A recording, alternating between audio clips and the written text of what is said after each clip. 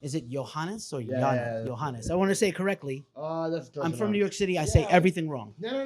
That's actually better than most English-speaking people. Oh, well, Yeah, very often it's your highness. Like, yeah, Your Highness. Well, that whatever. would. It's a,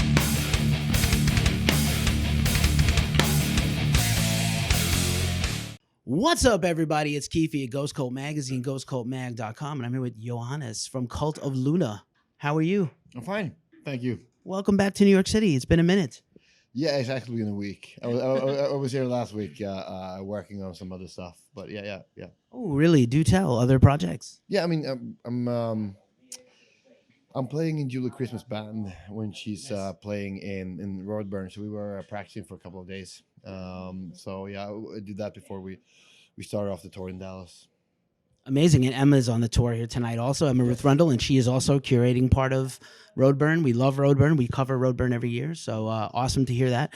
But mainly, Cult of Luna headline tour, New York City. It's been quite a while, and really excited. The current album is A Dawn to Fear, out now on Metal Blade. Fantastic record, actually top 5 record for Ghost Cult last year, which is awesome. And Yes. Oh wait, there was a fly open. Oh, well, that's there we go. okay. Yeah. We can have the fly open. That's fine. But yeah, A Dawn to Fear is out. Fantastic record. Congratulations.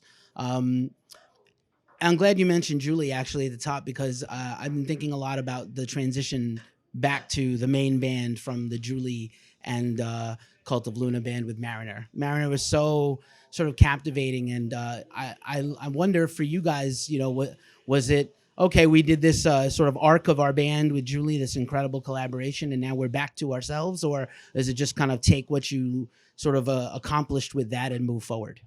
Uh, it was more like business as usual. I mean, the thing with the album with Julie was that it was an album like any other one.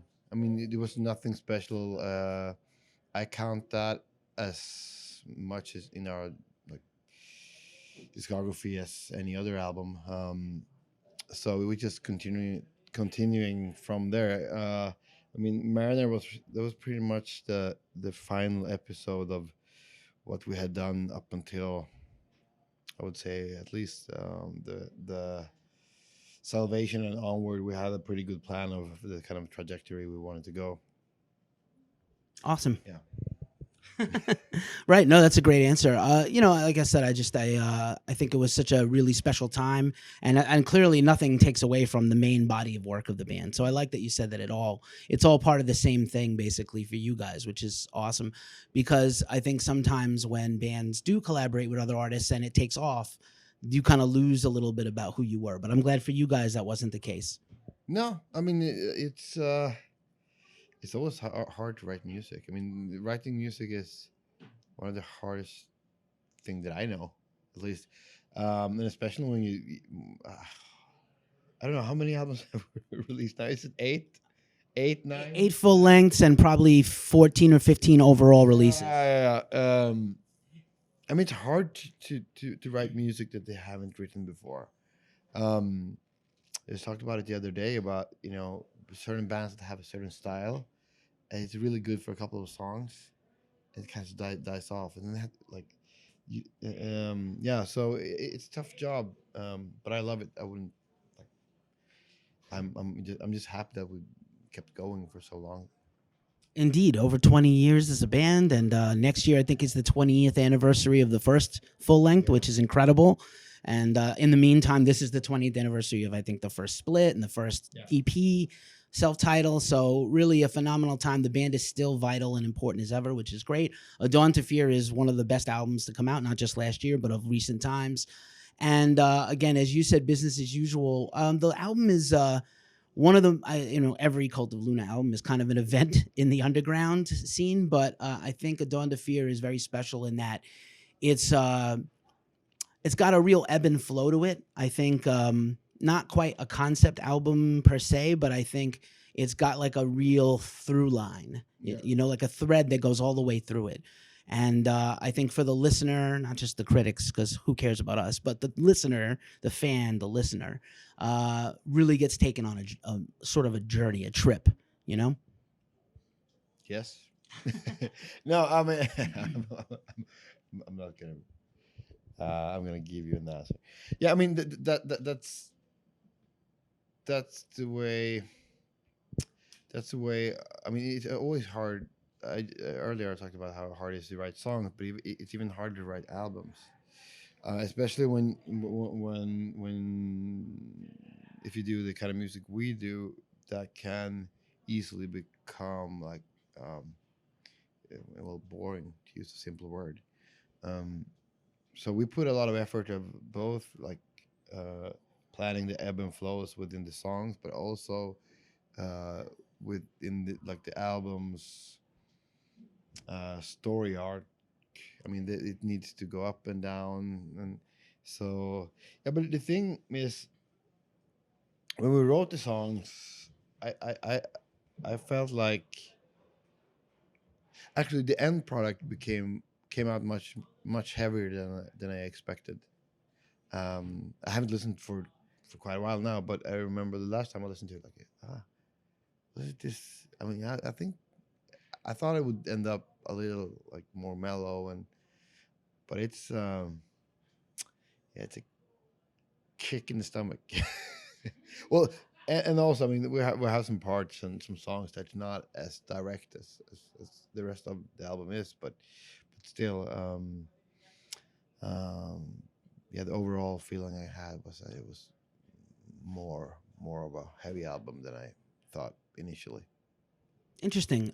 When you guys compose together, is it a case where you all bring in your own parts or parts of songs, or you just kind of create together in a room jam and then starts to come together that way? We're not doing that again. Yeah, we tried that once, almost ended the band.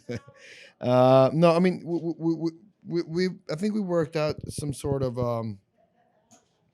way of creating music is that whoever comes up with the idea have to be able to realize it for like have to before people come in with too much input like but like in my case and I've like it feels like I'm saying this in every interview but um like I know two things when I bring a song to the band. One, it's not gonna sound like the end product's not gonna sound the same as I intended it, and two, it's gonna be so much better because like the people in this band are they're so talented. Like, and it's so obvious. Like, if you would be in the room while we are writing, you would see how every single member does. They do their thing and have a way of doing it. So the end product becomes called Luna. Like I mean, it's the way a group should be. It's the sum of all its parts, and at least that's how I experienced this band. Nice. I know there's definitely some bands who have a different process where one or two people come in, they write everything, and people don't get to put their own stamp on it. But I've always had the sense that Cult of Luna is a collective in the truest sense artistically. And again, just A Dawn to Fear is awesome from start to finish.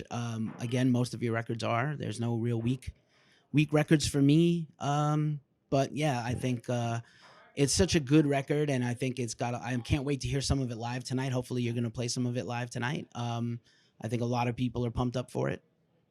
We hear some of it live. Yeah, some. I was just thinking how many songs. I know the set list. I just get, but a couple of them. Yeah.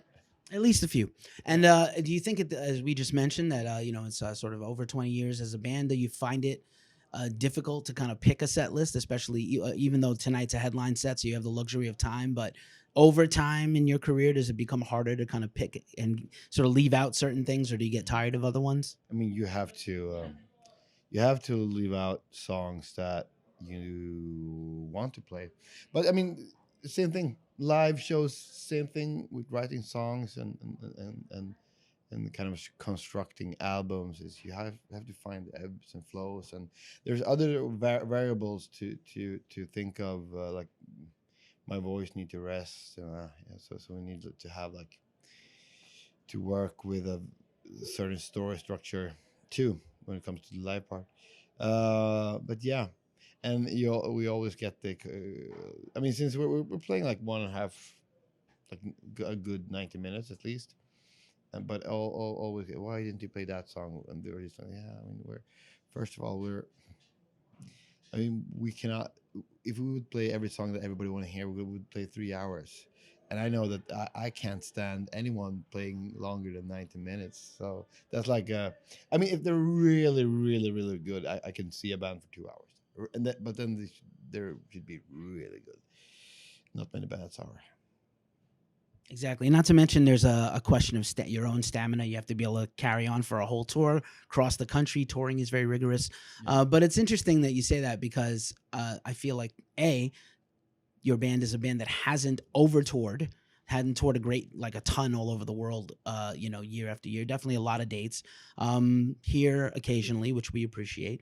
And then it's not like you have like 1,000 songs. You have, a few dozen songs over 20 years. So I think it's very special.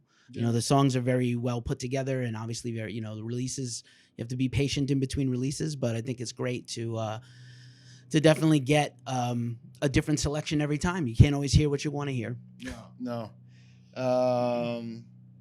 But I mean, I would like to maybe dig a bit deeper into our back catalogs at some point. I mean, I mean, we're such a different kind of people at the first and second album. But yeah, we'll see. We'll see what happens with that.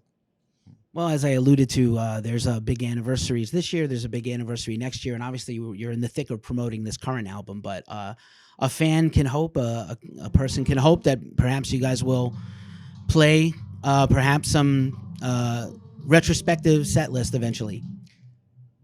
Maybe. I don't know. Like I know nothing. I know that we're gonna do these 10 more shows and then we're going home. That's pretty much all I know. And then there's stuff in the works. Yeah, I just want to get through this spring with the project with playing in Julie's band and the project I have with James Kent for Roadburn 2. I just want to get through that, and after that I can plan other things like maybe playing older songs or doing anything pretty much. Awesome. We'd love to hear it. We'd love to see more from you. I know you guys have a few festivals booked, but anything else you can talk about that's not, that's announced? If not, I understand. No, we pretty said no to pretty much all festival offers. I mean, I think we're doing like 4 festivals in Europe. I don't think we get any offers from festivals in the US, but yeah, it is what it is. Yeah, but we've said no. Last summer, like it was so. Since we live in Sweden, we need to fly in every weekend. Like it's not worth it. Like I have kids. I want to hang out with them, so we're just doing there's a few selective shows, and we're working on what we're gonna do this fall. Yeah. Awesome. Family first, always. Yes. So, Johannes from Cult of Luna, thanks for sharing some time with Ghost Cult Magazine. I'm Keefe. We're out.